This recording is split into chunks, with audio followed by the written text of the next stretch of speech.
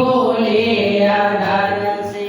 आई बोलवा से तीन पार घट भयो, आई बोलवा से तीन पार घट भयो, आई बोलवा से तीन पार घट भयो, आई बोलवा से तीन पार घट भयो। धरती आकाश पाताल हो, कोई बोले आधार से। बोलवा हो, कोई बोले आधार से। ओ धरती आकाश पाताल हो, कोई बोले आधार से। बोलवा हो, कोई बोले आधार से। आई बोलवा से तीन पार घट भयो, आई बोलवा से तीन पार घट भयो, आई बोलवा से तीन पार घट भयो, आई बोलवा से तीन पार घट भयो। चांद सूरज घन तारा हो, कोई बोले आधार से। बोलवा हो, कोई बोले आधार से। ओ धरती आकाश, ओ चांद सूरज घन तारा हो, कोई बोले आधार से। बोलवा हो, कोई बोले आधार से। बोलवा हो, कोई बोले आधार से। आई बोलवा से तीन पार घट भयो, आई बोलवा से तीन पार घट भयो, आई बोलवा से तीन पार घट भयो, आई बोलवा से तीन पार घट भयो। ब्रह्मा और विष्णु महेश